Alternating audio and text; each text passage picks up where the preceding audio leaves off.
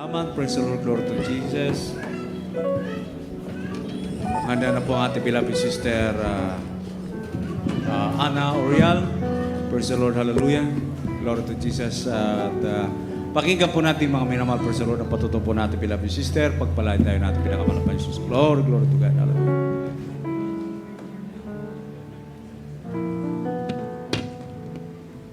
Praise the Lord.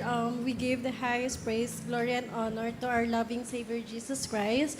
We cherish and bless preaching and teaching of our beloved and honorable Pastor Wilde E. Almeda and beloved Assistant Pastor Lina C. Almeda.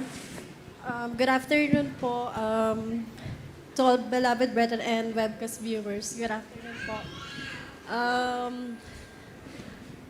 Isang pagpapala po na tinawag po ako para magpatotoo po sa kabutihan ng pinakamamahal na Panginoon.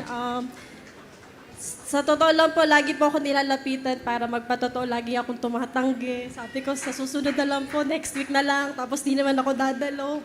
Parang tumatakas ako. Pero po, pinagpapasalamat ko po yung pag-iingat po sa akin ng mahal na Panginoon. Like 2 weeks ago po, pauwi pa ako galing sa trabaho. Nasa Highway 4 na ako. Sobrang ganda po ng flow nung takbo ng mga sasakyan. And then, yung nasa harapan ko, medyo malayo-layo konti. Pero kung nag-full stop po ako, pwedeng yung nasa likodan ko ay ma-hit niya ako.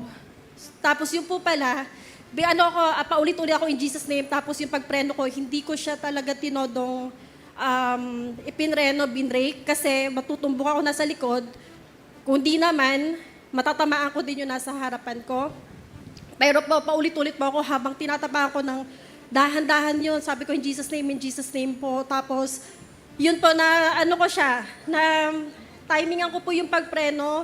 And then, yung nasa likodan ko, instead nakatutok siya sa akin, nag-swerve po siya. So, ibig sabihin, hindi siya rin nagpa-pay attention na nasa harapan niya ako na magbe-break na ako. So, yun po ang pinagpapasalamat ko po yung sa pinakamamahal na Panginoon. Nag-change lane po ako. Lumipat po ako sa kanan. Pagtingin ko po doon, parang pang-anim po ako sa sakyan. Yung dalawa po, nagbungguan na po sila. So, isang SUV, tapos yung black po, natamaan din siya. So, ibig sabihin, 3 sasakyan po yung nagrambulan sa daan. Tapos, yun po, sa totoo lang po,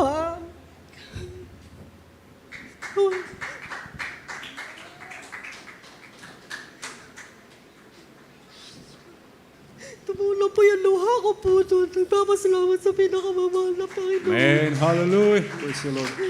Hindi po ako karapat-dapat, pero po pinag-iingatan niyo po ako. Yung time na pong yun, bago po mangyari yun, may kausap ako sa phone nun habang nagdadrive ako. And then kasi po lagi po akong kada alis ako niyan, ipi-play ko yung gospel song hanggang makarating ako sa trabaho. Hanggang sa trabaho ko po, nakalagay po yung AirPods ko, makikinig ako habang nagtatrabaho ako. Nagpupuri po ako niyan. Hindi po halata, pero yun po talaga. Amen. Hallelujah.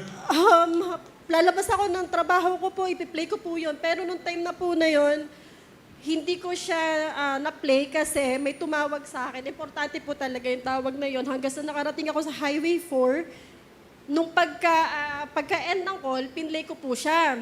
So yun na po, yung pagsaktong pag-play po nung awitin ng pinakamamahal na Panginoon po, ayun na, nagre-rebuke na ako in Jesus' name po.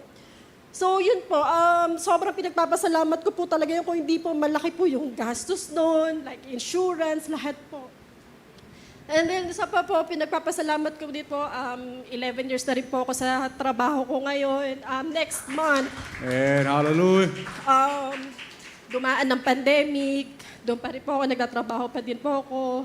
Sobrang flexible po nun sa trabaho ko, binigyan kami ng work from home, hanggang ngayon hindi nila inaalis yon. And then, pagka dumating din po sa time na sobrang pressure na kami sa trabaho, nag-iisip ako, sabi ko, parang ayoko na dito, alis na ako, hanap akong trabaho, apply ako dito, apply na naman ako, tingin na naman ako ng trabaho. pumapasok lang po sa isip ko yun kasi sobrang ano din po talaga, overwhelming yung trabaho namin. May mga deadlines, ganyan.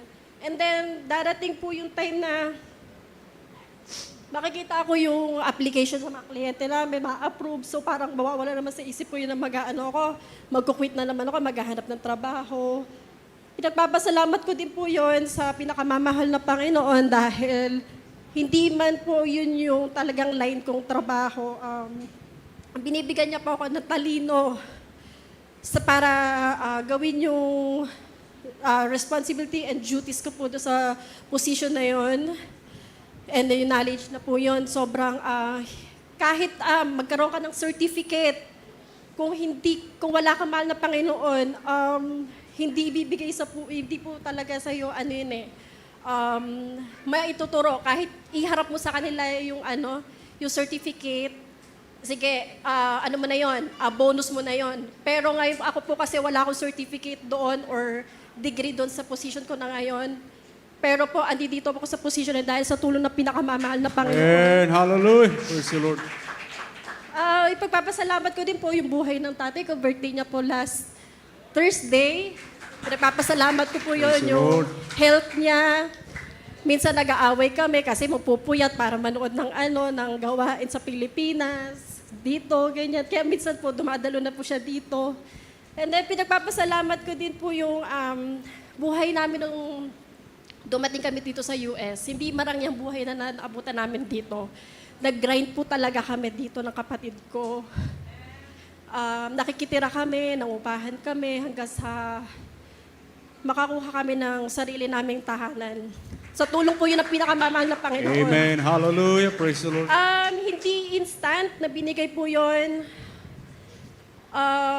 May rejection. Pero sabi ko hindi para sa atin yan. Sabi ko sa kapatid ko. Sabi ko, pag ipanalangin na lang natin yan. Hanggang sa binigay po na mahal na Panginoon po yun. Dati ako sa San Francisco office. During that time, ino-offer sa akin kasi mag-o-open daw po na isang location dito sa Walnut Creek. Sabi ko, ay hindi. Sabi ko, malayo ako kung lilipat ako. Kasi that time po sa San Francisco pa kami nakatira. And then, nung time na po yun, bigla kami na-approve doon sa ina-applyan namin na bahay. Kaya sabi ko po doon sa supervisor ko, sabi ko, uy sige, sabi ko, ako na lang yung lilipat. Sabi ko, so, ayun po, timing na timing, May, ang lipatan sa Walnut Creek, and then, April kami lumipat nung kapatid ko dito, nung family ko sa Pittsburgh. So, sobrang labit na po niya. Amen. And then, Hallelujah. after 2 years po, lumipat na naman ng office, nag-open na po dito sa Concord. So, mas malapit na naman po sa amin dito sa Pittsburgh. So, yun po, pinapapasalamat ko po talaga sa pinakamamahal na Amen. Panginoon. Hallelujah. And then, isa pa po, ipagpapatotoo ko, pinag-usapan kasi namin ng kapatid ko, ayusin yung kusina namin. Siyempre, doon yung kailangan, financial. So, kailangan, 2 years ago po yata, 2 years ago. So, nagpapa-estimate na kami, so ganito yung presyo. Sabi namin, pag-ipunan muna natin. And then, may nakausap kaming isang contractor. Parang, salamat din talaga sa Panginoon kasi tinuturuan niya ako kung paano kilatisin yung tao na yon.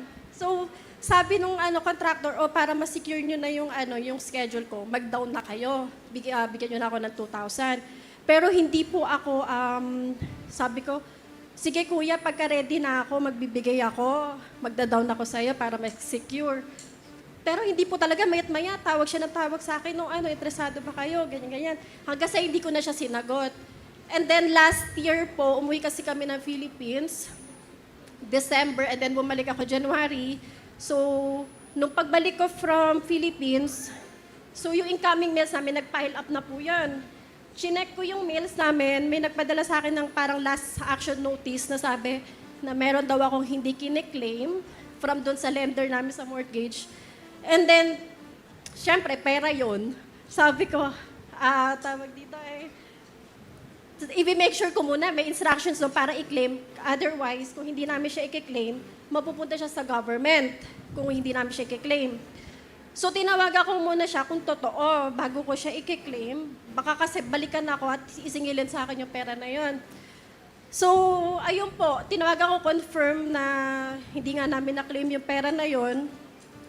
So, nagpadala sila ng check and nag-reissue sila. So, ngayon po, hindi ang problema, yung pera na yun na natanggap namin is mako-cover na po pampaayos ng kusina namin. So, nabili na po namin yung materyales, ang gagawa na lang po yung yung hinihintay namin. So, yun po yung pinagpapasalamat ko po sa pinakamamahal na Panginoon po. Sa kabutihan po niya, sa financial, sa health, yun po. Hanggang dito na lang po, kapriya, pagsalamat sa ating pinakamamahal na Diyos ko lang.